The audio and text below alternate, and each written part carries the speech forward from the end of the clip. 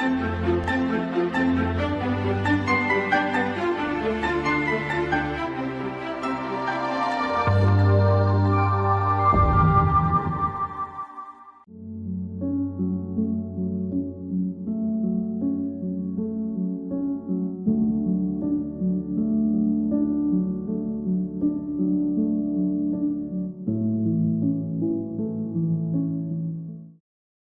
শিক্ষার্থীগণ, এই ক্লাসে আমরা ভারতের সংবিধানে সুরক্ষিত সাংস্কৃতিক অধিকার এবং শিক্ষা সংক্রান্ত অধিকার এবং সাথে সাথে ভারতের নাগরিকদের যে মৌলিক অধিকারগুলি রয়েছে সেইগুলিকে সুরক্ষিত করার জন্য যে সাংবিধানিক প্রতিবিধানের অধিকার রয়েছে এই অধিকার সংক্রান্ত বিষয়ে আলোচনা করব। এই বিষয়ে আলোচনা করার পূর্বে আমরা দেখে নেব যে সমগ্র উপস্থাপনার পরিকল্পনা কি রয়েছে। প্রথমেই আলোচনা করা হবে যে মৌলিক অধিকার কি, মৌলিক অধিকারকে কেন আমরা মৌলিক অধিকার বলবো, সাথে সাথে 29 এবং 30 নম্বর ধারায় বর্ণিত নাগরিকদের জন্য শিক্ষা এবং সংস্কৃতি বিষয়ক অধিকার সংক্রান্ত বিষয়ে আলোচনা হবে এবং তারপরে আলোচনা করা হবে 32 নং ধারায় যে সাংবিধানিক প্রতিবিধানের অধিকার রয়েছে সেই বিষয়ে। এবং এখানে বলে রাখি 32 নং ধারায় সুপ্রিম কোর্টের জন্য যে সাংবিধানিক প্রতিবিধানের অধিকার উল্লেখ রয়েছে, যেখানে সাংবিধানিক প্রতিবিধানের জন্য যে লেখ বা রিটগুলোর কথা উল্লেখ করা রয়েছে, একই রকমভাবে 226 নং ধারায় হাইকোর্টের জন্যও সাংবিধানিক প্রতিবিধানের অধিকার রয়েছে, তো সেই বিষয়টিও উল্লেখ করা হবে। এছাড়াও সংবিধান স্বীকৃত যে 5টা রিট, সেই রিটগুলি কি এবং এই রিটগুলির গুরুত্ব কোথায়, কোন রিট কি বলছে এই সংক্রান্ত বিষয়ে আলোচনা করা হবে এবং তারপরে কোথায় কোথায় ব্যতিক্রম আছে এই রিটগুলি প্রয়োগ করার ক্ষেত্রে সেগুলি আলোচনা হবে এবং সবশেষে একটি উপসংহার দিয়ে কি গ্রন্থ আমরা এই বিষয়টির জন্য পড়ব সেই বিষয়ে একটা ধারণা দেওয়া হবে। প্রথমেই আমি যে বিষয়টা নিয়ে শুরু করব সেটা হলো যে মৌলিক অধিকার কি, কোন অধিকারকে আমরা মৌলিক অধিকার বলবো। অধিকার কি সেটা প্রথমে জানতে হবে। অধিকার হলো এমন এক পরিবেশের সুস্থ সংরক্ষণ যেখানে প্রত্যেক ব্যক্তি তার অন্তর্নিহিত আত্মা, তার যে অন্তর্নিহিত যে গুণাবলী, তার পূর্ণাঙ্গ বিকাশ করতে পারে, এক কথায় তার ব্যক্তিত্বের পূর্ণাঙ্গ বিকাশ করতে পারে। যদি এমন এক পরিবেশের সুস্থ সংরক্ষণ সম্ভব হয় তাহলে আমরা বলবো যে উক্ত ব্যক্তি সম্পূর্ণভাবে সকল রকমের অধিকার পেয়েছে। এবং এই অধিকারকে কখনো আমরা মৌলিক অধিকার বলি। অধিকারের সঙ্গে মৌলিক অধিকারের একটা সূক্ষ্ম পার্থক্য আছে। আমরা যখন মৌলিক অধিকারের কথা বলছি, শুধু অধিকারের কথা বলছি, তখন সেই অধিকার কিন্তু মনে রাখতে হবে আইন দ্বারা সুরক্ষিত, সেই অধিকার হচ্ছে আইন নির্দিষ্ট, সেই অধিকার হচ্ছে সীমিত এবং সবথেকে গুরুত্বপূর্ণ বিষয় হচ্ছে সেই অধিকার হচ্ছে ডেরিভেটিভ বা অর্জিত। অধিকারকে অর্জন করতে হয় তার কিছু পূর্ব শর্ত থাকে। যেমন একজন নাগরিক সে যদি 18 বছর বয়স্ক হয় তখন সে ভোটদানের অধিকার পায়, অর্থাৎ ভোটদানের অধিকার হচ্ছে তার ভোটদান অধিকারের পূর্ব শর্ত হচ্ছে 18 বছর বয়স্ক হওয়া। আবার অন্যদিকে যদি আমরা মৌলিক অধিকার দেখি তাহলে মৌলিক অধিকারগুলিও আইন দ্বারা সুরক্ষিত। মৌলিক অধিকার সম্পূর্ণভাবে স্বতঃস্ফূর্ত, স্পন্টেনিয়াস, আত্মিক, ফান্ডামেন্টাল বা বলা যেতে পারে বেসিক।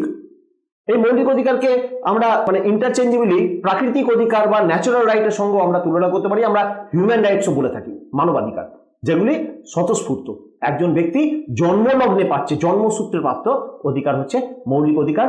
যে অধিকারগুলি থেকে রাষ্ট্র, কোনো প্রতিষ্ঠান বা কোনো ব্যক্তি কোনোভাবেই অন্য কোনো ব্যক্তিকে বঞ্চিত করতে পারে না, বিচ্ছিন্ন করতে পারে না। এটা হচ্ছে ইনএলিয়েনেবল পার্ট।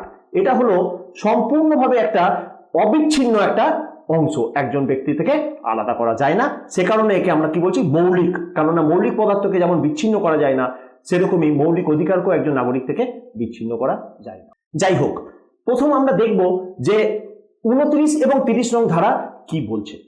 29 নম্বর ধারা মূলত ভাষা, ধর্ম, সংস্কৃতি রক্ষার অধিকারকে সুরক্ষিত করেছে, যে কারণে এটাকে আমরা শিক্ষা এবং সংস্কৃতি বিষয়ক অধিকার বলি। ভারতের সকল নাগরিকের সাংস্কৃতিক অধিকার, ভাষাগত বৈচিত্র্যের অধিকার বা ভাষাগত অধিকার এবং তার ধর্মীয় অধিকার সুরক্ষিত করা হয়েছে এই 19 নং ধারায়। বলা হয়েছে কোনোভাবে কোনো ব্যক্তি বা গোষ্ঠীকে এই অধিকারগুলি থেকে বঞ্চিত করা যাবে না, মানে তার যে নিজস্ব সংস্কৃতি, সে তার সংস্কৃতি চর্চা করতে পারবে। ভারত রাষ্ট্রের চরিত্রই হলো বহু সংস্কৃতি সম্পন্ন দেশ। ভারতকে মাল্টিকালচারাল নেশন বলা হয়। মাল্টিকালচারাল নেশন বলা হয় কেন না, এখানে বহু সংস্কৃতি সম্পন্ন মানুষ সহাবস্থান করে। ভারতের চরিত্র হচ্ছে বহুত্ববাদী চরিত্র। প্লুরালিজম বা প্লুরালিটি বলা হয়, এখানে হেটারোজিনিটি রয়েছে, মানে ধর্ম, ভাষা, শিক্ষা, সংস্কৃতি ইত্যাদির বৈচিত্র্য রয়েছে। প্রতি 100 কিলোমিটার অন্তরে এখানে ভাষার পরিবর্তন হয়ে যায়। এমন একটি দেশে আমরা বসবাস করি যেখানে সংবিধান স্বীকৃত 22টি ভাষা তো রয়েছে। আমরা যদি ভাষার সাথে সাথে উপভাষা বা ভাষার মধ্যে যে সূক্ষ্ম সূক্ষ্ম পার্থক্যগুলো, তার যে অ্যাকসেন্ট বা তার যে উচ্চারণের যে পার্থক্য যদি আমরা লক্ষ্য করি, তাহলে ভারতে মোট 1950টি ভাষা এবং উপভাষা রয়েছে। এক প্রান্তের মানুষ আরেকটি প্রান্তের মানুষের ভাষা জানে না। এত বড় লিঙ্গুইস্টিক ডাইভার্সিটি বা লিঙ্গুইস্টিক হেটারোজিনিটি পৃথিবীর কোনো দেশে নেই। তাই ভারতকে বলা হয় ইউনিক বা মাল্টিকালচারাল মাল্টিলিঙ্গুয়াল নেশন। তাই এটা খুব গুরুত্বপূর্ণ একটা বিষয় ছিল সংবিধান প্রণেতাদের কাছে, গণপরিষদের সদস্যদের কাছে, যে এত বড় লিঙ্গুইস্টিক ডাইভার্সিটি যে দেশে রয়েছে, সেখানে প্রত্যেক নাগরিক যাতে করে তার নিজের ভাষা, তার যে মাতৃভাষা, সেটা যাতে করে সে সম্পূর্ণভাবে প্রয়োগ করার অধিকার পায়, তার ব্যবস্থা করতে হবে। এবং সে কারণেই 29 নম্বর ধারা আর্টিকেল 29 ইজ ভেরি ইম্পর্টেন্ট এই পার্টিকুলার সেন্সে। এটা কি করেছে? এটা সংখ্যালঘু গোষ্ঠীকে তাদের ভাষা, ধর্ম এবং সাংস্কৃতিক অধিকারকে দিয়েছে এবং সুরক্ষিত করেছে, ভারতের সাংস্কৃতিক বৈচিত্র্যকে রক্ষা করতে পেরেছে। তাই 29 নম্বর ধারা অত্যন্ত গুরুত্বপূর্ণ একটি ধারা। 30 নং ধারায় কি বলছে? 30 নং ধারা হলো সংখ্যালঘু যে শিক্ষা প্রতিষ্ঠান, সংখ্যালঘুদের জন্য যে শিক্ষা প্রতিষ্ঠান, সেই শিক্ষা প্রতিষ্ঠান যাতে করে তারা প্রতিষ্ঠা করতে পারে, পরিচালনা করতে পারে এবং তাকে চর্চা করতে পারে, তার জন্য সম্পূর্ণভাবে অধিকার দেওয়া হয়েছে। কেননা মনে রাখতে হবে যে ভারত হচ্ছে এমন একটি দেশ যেখানে বহু ধর্মের মানুষ, বহু ভাষার মানুষ বসবাস করে। তাই সংখ্যালঘুদের শিক্ষা প্রতিষ্ঠান যাতে করে তারা চালাতে পারে, সেটার জন্য সংবিধান স্বীকৃত অধিকার, শুধু অধিকার নয়, মৌলিক অধিকার সুরক্ষিত করা হয়েছে। কি বলা হয়েছে? বলা হয়েছে প্রত্যেক ধর্মীয় সম্প্রদায়, সংখ্যালঘু ধর্মীয় সম্প্রদায়, ভাষাগত যে সম্প্রদায়, ভাষাগত সংখ্যালঘু সম্প্রদায়, তারা কিন্তু নিজেদের শিক্ষা প্রতিষ্ঠান প্রতিষ্ঠাও করতে পারবে, পরিচালনাও করতে পারবে। এটা অত্যন্ত গুরুত্বপূর্ণ একটা মৌলিক অধিকার। এবং বলা হয়েছে রাষ্ট্র তাদের শিক্ষা প্রতিষ্ঠান পরিচালনায় হস্তক্ষেপ করা ইত্যাদি থেকে বিরত থাকবে। রাষ্ট্র কোনোভাবে তাদের শিক্ষা প্রতিষ্ঠানে হস্তক্ষেপ করবে না। এটা একটা অত্যন্ত গুরুত্বপূর্ণ মৌলিক অধিকার। এটি সংখ্যালঘু সম্প্রদায়কে তার নিজস্ব শিক্ষা প্রতিষ্ঠান প্রতিষ্ঠা এবং পরিচালনা করার অধিকার দিয়েছে। এটা মনে রাখতে হবে, ভারতের যে সাংস্কৃতিক বৈচিত্র্য, ভাষাগত বৈচিত্র্য, সেই বৈচিত্র্যকে প্রতিষ্ঠা করার ক্ষেত্রে বা সুরক্ষিত করার ক্ষেত্রে এই অধিকার হচ্ছে অত্যন্ত গুরুত্বপূর্ণ একটি অধিকার, এবং যা সংবিধানের 3য় অংশে 30 নং ধারায় বর্ণিত হয়েছে, স্বীকৃত হয়েছে। মনে রাখতে হবে ভারতের যে ধর্মনিরপেক্ষতার আদর্শ, অর্থাৎ সর্বধর্ম সমভাব, যেখানে সকল ধর্মের মানুষের সহাবস্থান রয়েছে, সেখানে সকল ধর্মের মানুষ যাতে এই রাষ্ট্রকে সুরক্ষিত বলে মনে করে এবং তাদের ইচ্ছা মতো যাতে করে শিক্ষা প্রতিষ্ঠান পরিচালনা করতে পারে, তার জন্য এই অধিকার দেওয়া হয়েছে। যদিও সেখানে কিছু সুস্পষ্ট যুক্তিসঙ্গত বিধিনিষেধ রয়েছে কিরকম না, জনস্বাস্থ্য, জনশৃঙ্খলা ইত্যাদিকে রক্ষা করার জন্য, বা যাকে আমরা বলি পাবলিক অর্ডার, পাবলিক হেলথ, নৈতিকতা, এই ইত্যাদি প্রশ্নে রাষ্ট্র প্রয়োজনে যুক্তিসঙ্গত বাধা নিষেধ আরোপ করতে পারে, রাষ্ট্র প্রয়োজনে নির্দেশ দান করতে পারে। কিন্তু যুক্তিসঙ্গত বাধা নিষেধগুলি রাষ্ট্র কিন্তু এই অধিকারের ওপর আরোপ করতে পারে। এছাড়াও এই যে শিক্ষা সংক্রান্ত অধিকারের কথা বলা হলো, এখানে যদিও এই 29 এবং 30 নং ধারায় নেই, কিন্তু 21 নং ধারায় যে জীবন এবং ব্যক্তিগত স্বাধীনতার অধিকার যেটা সুরক্ষিত রয়েছে, সেখানে এর উল্লেখ করতেই হবে, যেখানে শিক্ষার অধিকারকে কিন্তু মৌলিক অধিকারের আওতায় আনা হয়েছে। 2002 সালে 86তম সংবিধান সংশোধনের মাধ্যমে শিক্ষার অধিকারকে নাগরিকদের মৌলিক অধিকার হিসেবে সুরক্ষিত করা হয়েছে, এবং যে কারণে এখানে তার উল্লেখ ভীষণভাবে প্রয়োজন। এছাড়াও শিক্ষার অধিকারের ক্ষেত্রে রাষ্ট্র পরিচালনার যে নির্দেশমূলক নীতি, সেখানে শিক্ষা এবং সংস্কৃতি বিষয়ক কিছু অধিকার কিন্তু রয়েছে। যেমন 45 নং ধারা, 45 নং ধারায় কি বলা হচ্ছে? শিক্ষা ব্যবস্থাকে উন্নত করার উদ্যোগ রাষ্ট্র নেবে। সংবিধান রাষ্ট্রকে নির্দেশ দিচ্ছে, যে কারণে একে বলা হয় directive principles of state policy. খুব গুরুত্বপূর্ণ, যেখানে বলা হচ্ছে রাষ্ট্রকে বাধ্য করা হয়েছে বা রাষ্ট্রকে নির্দেশ দেওয়া হয়েছে যাতে তারা 5 বছরের মধ্যে সকল শিশুর জন্য বিনামূল্যে ও বাধ্যতামূলকভাবে শিক্ষার ব্যবস্থা করে। এটি শিশুদের শিক্ষা অধিকারের প্রতি রাষ্ট্রের যে দায়িত্ব তা তুলে ধরে। এই ধারা অত্যন্ত গুরুত্বপূর্ণ একটি ধারা, যদিও তার নির্দেশমূলক নীতির মধ্যে রয়েছে, মৌলিক অধিকারের মধ্যে নেই। অর্থাৎ সংবিধানের 3য় অংশে উল্লেখ নেই, সংবিধানের 4র্থ অংশে এর উল্লেখ রয়েছে। আবার 46 নং ধারা, যেখানে বলা হচ্ছে অর্থনৈতিক, সামাজিক এবং সাংস্কৃতিক বিষয়ক অধিকার। এখানে বলা হয়েছে রাষ্ট্র সংখ্যালঘু সম্প্রদায় ও দুর্বল শ্রেণীর জনগণের শিক্ষা এবং সংস্কৃতি রক্ষার জন্য গুরুত্বপূর্ণ পদক্ষেপ গ্রহণ করবে। তাই রাষ্ট্র কিন্তু এই অধিকার সুরক্ষিত করার জন্য নিজে থেকে ইনিশিয়েটিভ নেবে, যাতে করে দুর্বল জনগণ বা সংখ্যালঘু সম্প্রদায় তারা যাতে করে কখনোই সংখ্যাধিক্য মানুষের বা সংখ্যাধিক্য সম্প্রদায়ের দ্বারা শোষিত না হয়, তার জন্য ব্যবস্থা করা হয়েছে কি, প্রত্যেক নাগরিকের অধিকার সুরক্ষিত করার জন্য বলা হয়েছে যে রাষ্ট্র নিজে থেকে উদ্যোগ গ্রহণ করবে সংখ্যালঘু সম্প্রদায়ের এবং দুর্বল শ্রেণীর জনগণের শিক্ষা এবং সংস্কৃতি চর্চাকে সুনিশ্চিত করার জন্য গুরুত্বপূর্ণ পদক্ষেপ গ্রহণ করবে। এটি সংখ্যালঘু এবং দুর্বল শ্রেণীর জনগণের শিক্ষা এবং সংস্কৃতি বিষয়ক যে অধিকার তাকে নিশ্চিত করতে সাহায্য করে সংবিধানের 46 নম্বর ধারা, যেটাকে আমরা বলছি মূলত শিক্ষা এবং সংস্কৃতি বিষয়ক অধিকারের জন্য নির্দেশমূলক নীতি। এই নির্দেশমূলক নীতিতে এর উল্লেখ রয়েছে। এটা মনে রাখতে হবে, ভারতের মধ্যে একটা বহু সংস্কৃতি সম্পন্ন দেশ, যেখানে বহু ভাষাভাষী মানুষ বসবাস করে, একটা বহুত্ববাদী সমাজ, সেখানে এই ধরনের অধিকারের সাংবিধানিক স্বীকৃতি একটি অত্যন্ত গুরুত্বপূর্ণ বিষয়, যাকে অস্বীকার করার কোনো জায়গায় নেই। এই অধিকার ভারতের সাংস্কৃতিক বৈচিত্র্য ও প্রত্যেক নাগরিকের শিক্ষার অধিকারকে শুধু সুরক্ষিতই করে না, সাথে সাথে ভারতের জাতীয় সংহতি বা ন্যাশনাল ইন্টিগ্রেশন, এই ন্যাশনাল ইন্টিগ্রেশনকে সুরক্ষিত করার ব্যবস্থা করেছে। এটা অত্যন্ত একটা গুরুত্বপূর্ণ বিষয়। এছাড়াও এখানে আমরা আলোচনা করব সাংবিধানিক প্রতিকার বা সাংবিধানিক প্রতিবিধান কি। এরপর আমরা যে বিষয়টি নিয়ে আলোচনা করব তা হলো সংবিধানের 32 নং ধারা।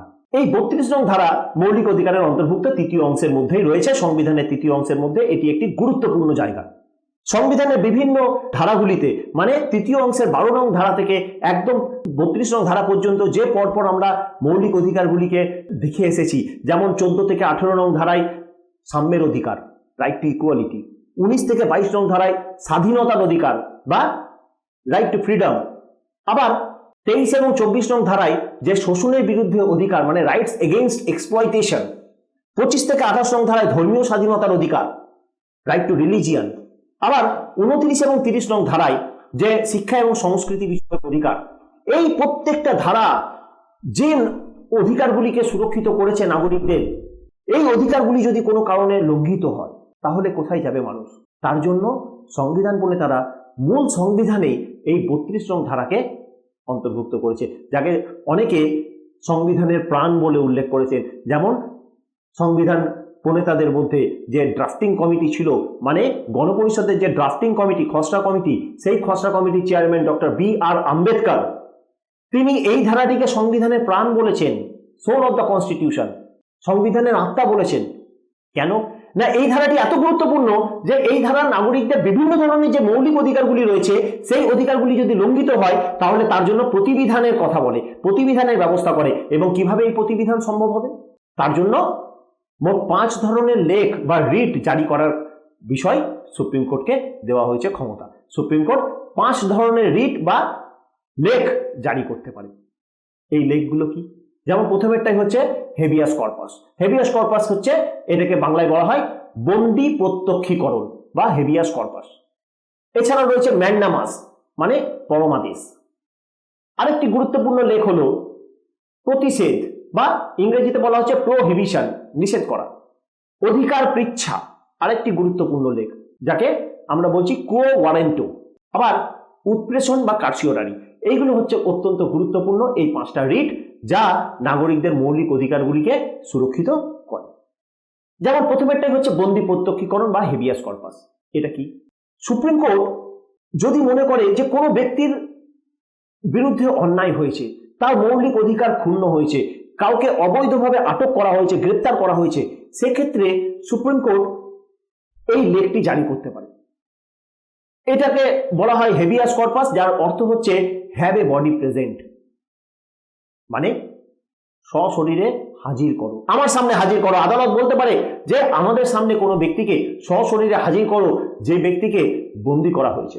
তারপরে সুপ্রিম কোর্ট তার যে বন্দি করার যে প্রক্রিয়া সেটা পর্যালোচনা করে, তার বিরুদ্ধে যে অভিযোগ আছে তাকে পর্যালোচনা করে, এবং সবকিছু পর্যালোচনা করার পরে সুপ্রিম কোর্ট যদি মনে করে, যদি এ বিষয়ে সন্তুষ্ট হয় যে এই ব্যক্তির আটক বা গ্রেপ্তার অবৈধ, অন্যায়, বেআইনিভাবে হয়েছে, তাহলে সুপ্রিম কোর্ট সংশ্লিষ্ট ব্যক্তিকে মুক্তি দান করার নির্দেশ দিতে পারে। মনে রাখতে হবে এই অধিকারটি অত্যন্ত একটা গুরুত্বপূর্ণ অধিকার, যা এই যে মুক্তি পাওয়ার অধিকার, অবৈধ গ্রেপ্তারের বিরুদ্ধে অধিকার, যা সংবিধানের স্বাধীনতার অধিকারে 19 থেকে 22 নং ধারায় যে স্বাধীনতার অধিকার বর্ণিত রয়েছে সেখানে এই অধিকারকে সুরক্ষিত করা হয়েছে। এবং যদি এই অধিকার লঙ্ঘিত হয় তাহলে সুপ্রিম কোর্ট 32 নং ধারা ব্যবহার করে, এই হেভিয়াস কর্পাস রিট ব্যবহার করে বা জারি করে এই যে অবৈধভাবে যে বন্দী বা আটক তার বিরুদ্ধে ব্যবস্থা নিতে পারে এবং যে ব্যক্তিকে অবৈধভাবে আটক করা হয়েছে তাকে মুক্তিদানের জন্য নির্দেশ দিতে পারে। আরেকটি গুরুত্বপূর্ণ রিট হলো পরমাদেশ বা ম্যান্ডামাস। এই পরমাদেশ কি? পরম আদেশ কথাটা থেকে বোঝা যাচ্ছে এটা হচ্ছে অ্যাবসলিউট একটা বা অ্যাপেক্স বডি থেকে একটা আদেশ বা ডিরেকশন বা কমান্ড। সুপ্রিম কোর্ট এই কমান্ড করতে পারে। উই কমান্ড মানে আমরা আদেশ করছি। Supreme court being the apex court, absolutely powerful court of the nation, মানে ভারতের যে যুক্তরাষ্ট্রীয় আদালত বলা হয় সুপ্রিম কোর্টকে অ্যাপেক্স কোর্ট। এই কোর্ট প্রয়োজন পড়লে এই রিট জারি করতে পারে, যেখানে সুপ্রিম কোর্ট আদেশ জারি করতে পারে, ম্যান্ডামাস জারি করতে পারে, যাকে বলা হচ্ছে উই কমান্ড। কিরকম? জন্য কোনো অধস্তন আদালতকে বা কোনো ব্যক্তিকে বা কোনো প্রতিষ্ঠানকে নিজের দায়িত্ব পালনের জন্য সুপ্রিম কোর্ট আদেশ দিতে পারে। এবং মনে রাখতে হবে এই আদেশ হচ্ছে পরম আদেশ বা ম্যান্ডামাস। পরম আদেশ মানে এর উপরে আর কোনো আদেশ হয় না। This is the apex body of the nation. Supreme court হচ্ছে অ্যাপেক্স জুডিশিয়ারি বডি। ভারতের যে বিচার ব্যবস্থা সেই বিচার ব্যবস্থা হচ্ছে অখণ্ড বিচার ব্যবস্থা, পিরামিড আকৃতির বিচার ব্যবস্থা। এখানে অধস্তন আদালত থেকে হাইকোর্ট, হাইকোর্ট থেকে একদম সুপ্রিম কোর্ট, যেটা হচ্ছে পুরোটাই পিরামিড আকৃতির। যদি আমরা আকারটা দেখি সেখানে সুপ্রিম কোর্ট হচ্ছে apex body of judiciary. Supreme কোর্টের উপরে আর কোনো বডি নেই, তাই এটাকে বলা হচ্ছে পরম আদেশ। এরপরে আর কোনো আদেশ হতে পারে না। সুপ্রিম কোর্ট রিট জারির মাধ্যমে, রিট পিটিশনের মাধ্যমে এই দেখার পরে যদি প্রয়োজন মনে করে যে হ্যাঁ কোনো ব্যক্তি বা অধস্তন কোনো আদালত বা কোনো প্রতিষ্ঠান তার যে কর্তব্য সেই কর্তব্য পালন করছে না বা কর্তব্য পালন থেকে বিরত হয়েছে, তখন সুপ্রিম কোর্ট এই আদেশ জারি করার মধ্য দিয়ে নাগরিকের অধিকার বা মৌলিক অধিকার সুরক্ষিত করতে পারে। এবং এটা একটা অত্যন্ত গুরুত্বপূর্ণ রিট বা সাংবিধানিক প্রতিবিধানের জন্য ব্যবস্থা বলা যেতে পারে। আরেকটি গুরুত্বপূর্ণ রিট হলো প্রতিষেধ বা প্রোহিবিশন। কথাটির মধ্যে দিয়ে বোঝা যাচ্ছে নিষেধ করা। এর অর্থ হচ্ছে নিষেধ করা। কি নিষেধ? না সুপ্রিম কোর্ট এই লেখটি জারি করার মধ্যে দিয়ে বলতে পারে যে কোনো অধস্তন আদালত, প্রতিষ্ঠান এখতিয়ার বহির্ভূত কোনো কাজ করছে, তার যে জুরিসডিকশন সেই জুরিসডিকশনের বাইরে যাচ্ছে, ক্ষমতার অপব্যবহার করছে, তখন সুপ্রিম কোর্ট নাগরিকদের মৌলিক অধিকার রক্ষা করার জন্য এগিয়ে আসতে পারে। এই লেখটি জারি করার মধ্য দিয়ে সুপ্রিম কোর্ট, যেটা রিট পিটিশন বলা হয়, সেই রিট পিটিশন শোনার মধ্য দিয়ে সুপ্রিম কোর্ট প্রয়োজন পড়লে অধস্তন আদালত, প্রতিষ্ঠান ইত্যাদিকে তার যে এখতিয়ার বহির্ভূত যে কর্মসম্পাদন, সেখানে সেই কর্মসম্পাদন থেকে বিরত থাকার নির্দেশ দিতে পারে বা বাধা দিতে পারে। এটা একটা অত্যন্ত গুরুত্বপূর্ণ, মৌলিক অধিকারকে সুরক্ষা করার জন্য একটি অত্যন্ত গুরুত্বপূর্ণ রিট বা লেখ, যা সাংবিধানিক প্রতিবিধানের অধিকার হিসেবে পরিচিত। আরেকটি গুরুত্বপূর্ণ রিট হলো অধিকার পিচ্ছা, যা সংবিধানের 32 নং ধারায় উল্লিখিত রয়েছে। সেটা কি? অধিকার পিচ্ছাকে আমরা বলি কো ওয়ারেন্টো, মানে হচ্ছে কোন অধিকারে। আমরা প্রশ্ন তুলতেই পারি, আমরা বলি না কোন অধিকারে, তেমনি সুপ্রিম কোর্ট এখানে ঠিক যেন অধস্তন আদালতকে বা কোনো প্রতিষ্ঠানকে জানতে চাইছে কোন অধিকারে তুমি এই কাজটি করছো, অমুক কাজটি করছো বা এখতিয়ার বহির্ভূত কাজ করছো। অর্থাৎ কোনো কাজের বা কোনো দাবির বৈধতা অনুসন্ধান করতে পারে, যে কোনো ধরনের পদের বৈধতা দাবি করতে পারে, পদের যে বৈধতা তার অনুসন্ধান করতে পারে। এটা একটা অত্যন্ত গুরুত্বপূর্ণ রিট, যাকে আমরা বলছি অধিকার পিচ্ছা। যে কোন অধিকারে কোনো অধস্তন ব্যক্তি, আদালত বা কোনো প্রতিষ্ঠান কোনো সরকারি পদ দাবি করছে, এই কোন অধিকারে তুমি এটা দাবি করছো সেটাকে প্রমাণ দিতে হবে বা সেটাকে বোঝাতে হবে, জাস্টিফাই করতে হবে। এটা কিন্তু সুপ্রিম কোর্ট জারি করতে পারে। উৎপ্রেষণ হলো মূলত আমরা এটাকে কার্সিওরারি বলে জানি। উৎপ্রেষণ হলো একটা অত্যন্ত গুরুত্বপূর্ণ লেখ, মানে অধস্তন কোনো আদালতে বিচারাধীন কোনো মামলা বা অধস্তন কোনো প্রতিষ্ঠানে কোনো ঘটনা, কোনো বিশেষ করে আদালতে সুপ্রিম কোর্ট এরকম কোনো মামলাকে অত্যন্ত গুরুত্বপূর্ণ ভেবে সেই লেখ জারি করার মধ্য দিয়ে বা রিভিউ পিটিশনের মধ্য দিয়ে কোনো একটি মামলাকে স্বহস্তে যখন গ্রহণ করে নেয় এবং তারপরে তার বৈধতা অনুসন্ধান করে এবং সেই বিষয়ে শুনানি চালানোর পর সুপ্রিম কোর্ট নাগরিকের অধিকার সুরক্ষার জন্য এই লেখটি জারি করে থাকে এবং প্রয়োজনীয় নির্দেশ প্রদান করে থাকে। এই উৎপ্রেষণ আর চারটে যে রিট রয়েছে সেই রিটগুলোর মতোই একটি অত্যন্ত গুরুত্বপূর্ণ রিট বা লেখ। একই রকমভাবে রিট পিটিশন হাইকোর্টও হতে পারে। হাইকোর্টের জন্য সংবিধানের 226 নং ধারায় সাংবিধানিক প্রতিবিধানের অধিকারের কথা বলা হয়েছে, যে হাইকোর্ট যেখানে সাংবিধানিক প্রতিবিধানের অধিকারে গুরুত্বপূর্ণ ভূমিকা পালন করে। নাগরিকদের যে মৌলিক অধিকার, সেই মৌলিক অধিকার রক্ষায় হাইকোর্ট প্রথমে গুরুত্বপূর্ণ ভূমিকা পালন করে থাকে। যেমন 226 নম্বর ধারায় কি বলা হয়েছে? বলা হয়েছে যে হাইকোর্ট এই যে 5টি রিট রয়েছে, মানে যেমন বন্দি প্রত্যক্ষীকরণ বা এই যে আমরা বলছি পরমাদেশ, প্রতিষেধ, উৎপ্রেষণ, এই কো ওয়ারেন্টো বা অধিকার পিচ্ছা, এই প্রত্যেকটি রিট কিন্তু হাইকোর্টও একই রকমভাবে সুপ্রিম কোর্টের মতো প্রয়োগ করতে পারে। এবং এখানে বিশেষ কিছু বিষয়ে, যেমন প্রতিষ্ঠান ব্যতীত কোনো ব্যক্তির ক্ষেত্রে এবং সংবিধানের মৌলিক অধিকারের আওতা ছাড়াও সংবিধানের যে কোনো অংশে যে কোনো বিধিবদ্ধ অধিকারকে সুরক্ষিত করার জন্য কিন্তু হাইকোর্ট রিট জারি করতে পারে। এটা কিন্তু মনে রাখতে হবে, যেখানে হাইকোর্টের এখতিয়ার অনেক বেশি, মানে অনেকটা ছড়ানো, বিধিবদ্ধ যে কোনো অধিকারের ক্ষেত্রেও রিট পিটিশন করতে পারে, apart from the fundamental rights that are there in the third part of the constitution. নাগরিকদের জন্য এই যে সাংবিধানিক প্রতিবিধানের অধিকার রয়েছে, যেখানে সুপ্রিম কোর্ট এবং হাইকোর্ট নাগরিকদের যে বিভিন্ন ধরনের যে মৌলিক অধিকার রয়েছে, এই অধিকারগুলিকে সুরক্ষিত করার জন্য যে সাংবিধানিক প্রতিবিধানের অধিকার বা এই যে 5 রকমের যে রিট আমি আলোচনা করলাম, সেইগুলোকে প্রয়োগ করতে পারে এবং নাগরিকদের অধিকারকে সুরক্ষিত করে। এই অধিকারগুলিকে সুরক্ষিত করার সাথে সাথে এটাও মনে রাখতে হবে যে কোনো কোনো ক্ষেত্রে কিন্তু ব্যতিক্রম রয়েছে। কি ধরনের ব্যতিক্রম? যেমন যুদ্ধ, বহিরাক্রমণ বা বিশেষ কোনো পরিস্থিতিতে যদি সশস্ত্র বিদ্রোহের পরিস্থিতি তৈরি হয়, যেটাকে আমরা আর্মড রেবেলিয়ান বলি, তাহলে কিন্তু ভারতের রাষ্ট্রপতি সংবিধানের 352 নং ধারা অনুযায়ী জরুরি অবস্থা জারি করে থাকে। এই যে জাতীয় জরুরি অবস্থা, এই জাতীয় জরুরি অবস্থা যখন থাকে, কার্যকর থাকে, তখন মনে রাখতে হবে যে নাগরিকদের বিভিন্ন ধরনের অধিকার তাও কিন্তু অকার্যকর থাকে সাময়িকভাবে। একই রকমভাবে 32 নং ধারায় যে সাংবিধানিক প্রতিবিধানের অধিকার রয়েছে, সেই অধিকার কিন্তু সেই সময় সাময়িকভাবে অকার্যকর হয়ে যায়। কেন হয়ে যায়? তার কারণ হচ্ছে সমগ্র দেশে একটা তখন এমার্জেন্সি পরিস্থিতি চলছে। যেমন আমরা দেখেছি 1962 সালে ইন্ডিয়া চায়না ওয়ার, বা 1971 সালে ইন্ডিয়া পাকিস্তান যুদ্ধ, এবং 1975 সালে যে আভ্যন্তরীণ গোলযোগের নামে যে জাতীয় জরুরি অবস্থা জারি করা হয়েছিল। আমরা যদি এই সময়কালগুলো দেখি, তখন তো রাষ্ট্রপতি জরুরি অবস্থা জারি করেছেন, 352 নম্বর ধারা প্রয়োগ করেছেন। এইরকম পরিস্থিতি যদি তৈরি হয়, তখন কিন্তু নাগরিকদের যে মৌলিক অধিকার, সেই মৌলিক অধিকারের যে তালিকা, তা কিন্তু অকার্যকর হয়ে যায়, including the article 32 of the constitution of India. এটা মনে রাখতে হবে।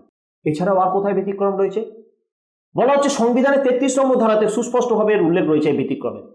বলা হয়েছে যে সশস্ত্র বাহিনীর যথাযথ কর্তব্য সম্পাদনকে সুনিশ্চিত করার জন্য পার্লামেন্ট প্রয়োজন পড়লে আইন প্রণয়ন করতে পারে, এবং এই আইন প্রণয়ন করে পার্লামেন্ট ঠিক করে দিতে পারে যে এই যে আর্ম ফোর্স বা এই যে সশস্ত্র বাহিনী, সেই বাহিনী কতটা অধিকার ভোগ করবে, মানে মৌলিক অধিকার কতটা ভোগ করবে। কেননা 5 জন সিভিলিয়ানের মতো, 5 জন ভারতীয়দের মতো আর্ম ফোর্স বা সশস্ত্র বাহিনী, তাদেরকে একই সঙ্গে দেখলে তো হবে না। তাদের যে অধিকার, সেই অধিকার কিন্তু পার্লামেন্ট আইন প্রণয়ন করে ঠিক করে দিতে পারে। তাই এটাকে একটি ব্যতিক্রম হিসেবে দেখা হয়, যেটা সংবিধানের 33 নং ধারায়। আবার আরেকটি গুরুত্বপূর্ণ ব্যতিক্রম হলো ইনডেমনিটি অ্যাক্ট বলা হয়, যেটাকে আমরা বলছি দণ্ড নিষ্কৃতি আইন। এই দণ্ড নিষ্কৃতি আইন কি? পার্লামেন্ট বিশেষ পরিস্থিতিতে এই আইন জারি করতে পারে। এই আইন কি বলে? এই আইন বলে ভারতের কোনো অঞ্চলে যদি সামরিক শাসন জারি হয়, সামরিক শাসন, সেই সময় কোনো কর্মচারী আইন শৃঙ্খলা রক্ষা বা পুনঃপ্রতিষ্ঠার জন্য হয় আইন শৃঙ্খলা রক্ষা করবে, অথবা আইন শৃঙ্খলা নষ্ট হয়ে গেছে তাকে পুনঃপ্রতিষ্ঠিত করবে, রিভাইভ করবে। এইরকম পরিস্থিতির জন্য যদি এমন কোনো কাজ করে যেটা অবৈধ বলে মনে হচ্ছে বা আইনের গণ্ডির বাইরে গিয়ে মনে হচ্ছে, তখন কিন্তু পার্লামেন্ট আইন প্রণয়ন করে ওই কাজকে বৈধ বলেও ঘোষণা করতে পারে। কেন না? তার উদ্দেশ্য হচ্ছে যে সেখানে সামরিক আইন চলছে এবং আইন শৃঙ্খলা রক্ষা করা হচ্ছে সেখানে মূল উদ্দেশ্য। তাই আইন শৃঙ্খলা রক্ষা করা এবং পুনঃপ্রতিষ্ঠা করা, এটা হচ্ছে অত্যন্ত একটা গুরুত্বপূর্ণ জায়গা। আমরা যদি এই সাংবিধানিক প্রতিবিধানের অধিকারকে মূল্যায়ন করতে যাই বা যদি আমরা দেখতে চাই সবশেষে আমরা কি বলবো, আমরা এটা নিশ্চিন্তে বলতে পারি যে ভারতের সংবিধানের প্রাণকেন্দ্র, প্রাণভোমরা এই সংবিধানের এই 32 নং ধারায় নিহিত রয়েছে। কেন? তার কারণ হচ্ছে এই ধারাটি যদি না থাকতো তাহলে এই যে 12 থেকে 35 নং ধারায়, 12 থেকে 32 নম্বর ধারায় এই যে 6 ধরনের যে মৌলিক অধিকার রয়েছে, এই প্রতিটি মৌলিক অধিকার কিন্তু তার মৌলিকত্ব যদি কোনো সময় ক্ষুণ্ণ হতো তাহলে সেই মৌলিকত্ব থাকতো না, বা এই ধারাটি না থাকলে সাংবিধানিক প্রতিবিধান পাওয়া যেত না, সাংবিধানিক প্রতিকার পাওয়া যেত না। তাই এই ধারার মধ্য দিয়ে সুপ্রিম কোর্ট, যাকে বলা হচ্ছে guardian of the Indian constitution, সংবিধানের অভিভাবক এবং সংবিধানের ব্যাখ্যাকর্তা, এই সংবিধানের অভিভাবক এবং ব্যাখ্যাকর্তা হিসেবে সুপ্রিম কোর্ট কিন্তু এই অধিকার ভোগ করে যে সুপ্রিম কোর্ট 32 নং ধারায় রিট জারির মধ্য দিয়ে নাগরিকদের মৌলিক অধিকারগুলিকে সুরক্ষিত করে। এখানে একটা অত্যন্ত গুরুত্বপূর্ণ বিষয় রয়েছে, যে কারণে এই মৌলিক অধিকার অত্যন্ত গুরুত্বপূর্ণ একটি অধিকার। সাংবিধানিক প্রতিবিধানের অধিকার নাগরিকদের এই অধিকারগুলিকে সুনিশ্চিত করে, শুধু এটুকুই নয়, এর যে গুরুত্ব, যাকে সংবিধানের একদম বেস বলা হয়, এই গুরুত্বকে পর্যালোচনা করতে গিয়ে বি.আর. আম্বেদকর নিজে কনস্টিটিউয়েন্ট অ্যাসেম্বলির ডিবেটে উল্লেখ করেছিলেন, সিএডি যেটাকে বলা হয়, এই কনস্টিটিউয়েন্ট অ্যাসেম্বলির ডিবেটে উল্লেখ করেছিলেন যে এই ধারাটি সংবিধানের সর্বাপেক্ষা গুরুত্বপূর্ণ ধারা। আমাকে যদি নির্বাচন করতে বলা হয় যে সংবিধানের সর্বাপেক্ষা গুরুত্বপূর্ণ ধারা কি, যে ধারাটি বাদ দিলে সংবিধানটাই অকার্যকর হয়ে যাবে, অর্থহীন হয়ে পড়বে, তাহলে সেই ধারাটি হলো 32 নং ধারা। কে বলেছেন এটা? Doctor B.R.. Ambedkar, the founder of the Constitution of India, the chairman of the drafting committee of the Constituent Assembly, তিনি এটা বলেছেন। তিনি বলছেন, এই ধারাকে ব্যাখ্যা করতে গিয়ে কি বলছেন, যে এই ধারাটি হলো the very soul of the constitution and the very heart of it, সংবিধানের হৃদয়, সংবিধানের আত্মা হলো এই ধারাটি। তাই এই ধারা অত্যন্ত একটা গুরুত্বপূর্ণ ধারা। এই যে বিষয়গুলি আমি আলোচনা করলাম, শিক্ষা, সাংস্কৃতিক অধিকার, সাংবিধানিক প্রতিবিধানের অধিকার, এগুলো কোন কোন গ্রন্থে আমরা ভালোভাবে পাবো, যেখান থেকে আমরা আরো ডিটেল স্টাডি করতে পারবো, সেটার জন্য কিছু সহায়ক গ্রন্থের কথা এখানে উল্লেখ করা হয়েছে। যেমন দুর্গাদাস বসুর এই যে বইটি, introduction to the constitution of India, Lexis থেকে বেরিয়েছে 2024 সালে, একদম লেটেস্ট এডিশন, এই বইটি এখানে উল্লেখ করা হয়েছে। সুভাষ কাশ্যপের বইটা তো দুটো ভাষাতেই বেরিয়েছে, মানে একদিকে ইংরেজি ভাষাতেও রয়েছে, আবার বাংলা ভাষাতেও রয়েছে। বাংলা ভাষায় আমাদের সংবিধান, যেটা ন্যাশনাল বুক ট্রাস্ট বার করেছিল 2010 সালে, এবং এইটাই ন্যাশনাল বুক ট্রাস্ট আবার ইংরেজি ভাষাতেও প্রকাশ করেছে 2021 সালে, আবার কনস্টিটিউশন। অত্যন্ত গুরুত্বপূর্ণ একটা বই এই বিষয়ে জানার জন্য, যেখানে ধারা অনুযায়ী পরপর এর ডিটেলড অ্যানালিসিস রয়েছে। আরেকটি খুব গুরুত্বপূর্ণ বই, যা এই ধারাগুলি সম্পর্কে, সংবিধানের 29 নং ধারা, 30 নং ধারা, 32 নং ধারা, এগুলি সম্পর্কে খুব ডিটেইলড একটা আলোচনা করেছে, খুবই গুরুত্বপূর্ণ আলোচনা করেছে, তা হলো এম লক্ষ্মীকান্তের ইন্ডিয়ান পলিটি, এবং এটা যেটা লেটেস্ট এডিশন, এটা খুব রিসেন্টলি 2024 সালে বেরিয়েছে। এই বইটিও খুব গুরুত্বপূর্ণ একটি সংগ্রহ বলা যেতে পারে। আবার বিদ্যুৎ চক্রবর্তী এবং রাজেন্দ্র কুমার পান্ডে, তাদের যে বইটা যৌথভাবে লেখা, ইন্ডিয়ান গভর্নমেন্ট অ্যান্ড পলিটিক্স, এটা সেজ পাবলিশার পাবলিশ করেছে, এবং 2008 সালে এই বইটি বেরিয়েছে, ইন্ডিয়ান গভর্নমেন্ট অ্যান্ড পলিটিক্স। এই বইতেও কিন্তু খুব সুন্দরভাবে এই যে ধারাগুলি আমি আলোচনা করলাম, শিক্ষা এবং সংস্কৃতি বিষয়ক অধিকার এবং তার সাথে সাথে সাংবিধানিক প্রতিবিধানের অধিকার, এগুলো সম্পর্কে ডিটেল অ্যানালিসিস রয়েছে। শুধু এগুলি নয়, তার সাথে সাথে সমগ্র মৌলিক অধিকার বা ভারতের সংবিধানের বিভিন্ন দিকগুলি, ইন্ডিয়ান গভর্নমেন্ট অ্যান্ড পলিটিক্সের বিভিন্ন বিষয়গুলি এই বইগুলিতে আলোচনা করা হয়েছে। এগুলি পড়া যেতে পারে এবং এই বইগুলিতে এর তথ্য ডিটেলে পাওয়া যেতে পারে। এখন আমরা দেখে নেব এই যে বিষয়টি আমরা এতক্ষণ আলোচনা করলাম, সেই বিষয়ের উপর কি কি প্রশ্ন আসতে পারে, মানে গুরুত্বপূর্ণ প্রশ্নগুলি কি কি। যেমন সংবিধানের 3য় অংশে বর্ণিত নাগরিকদের জন্য শিক্ষা ও সংস্কৃতি বিষয়ক অধিকার সম্পর্কে যা জানো আলোচনা করো। এইরকম একটি প্রশ্ন বড় প্রশ্নের আকারে আসতে পারে। সেক্ষেত্রে একজন পরীক্ষার্থীকে কি কি বিষয়ে আলোকপাত করতে হবে তার উত্তরে? তাকে লিখতে হবে যে সংবিধানের 3য় অংশে বর্ণিত নাগরিকদের এই যে অধিকারগুলি দেওয়া হয়েছে 29 এবং 30 নম্বর ধারায়, সেগুলি কি কি, তার বিস্তারিত ব্যাখ্যা কি, এবং তার সাথে সাথে কি কি বিষয়ে ব্যতিক্রম রয়েছে, ভারতের পার্লামেন্ট এখনো পর্যন্ত এই অধিকারগুলিকে সুরক্ষিত করার জন্য কি কি ব্যবস্থা নিয়েছে, কি কি আইন প্রণয়ন করেছে, এই বিষয়গুলি এখানে উল্লেখ করতে হবে। এটি একটি অত্যন্ত গুরুত্বপূর্ণ প্রশ্ন। আবার সাংবিধানিক প্রতিবিধান বলতে কি বোঝো, মানে কনস্টিটিউশনাল রেমেডিজ বলতে কি বোঝায়? সংবিধানের 32 নং ধারায় উল্লিখিত নাগরিকদের জন্য সাংবিধানিক প্রতিবিধানের অধিকার আলোচনা করো। এইরকম একটি বড় প্রশ্ন আসতে পারে। যেখানে উল্লেখ করতে হবে যে সংবিধানে 5 ধরনের যে লেখ বা রিটের যে উল্লেখ রয়েছে, যেগুলো আমি এতক্ষণ আলোচনা করলাম, এইগুলো কি, কোন কোন পরিস্থিতিতে ব্যবহার হয়, দু একটি করে উদাহরণ, এবং এখনো পর্যন্ত কি কি হয়েছে, এই বিষয়গুলি একটুখানি এখানে উল্লেখ করার প্রয়োজন আছে।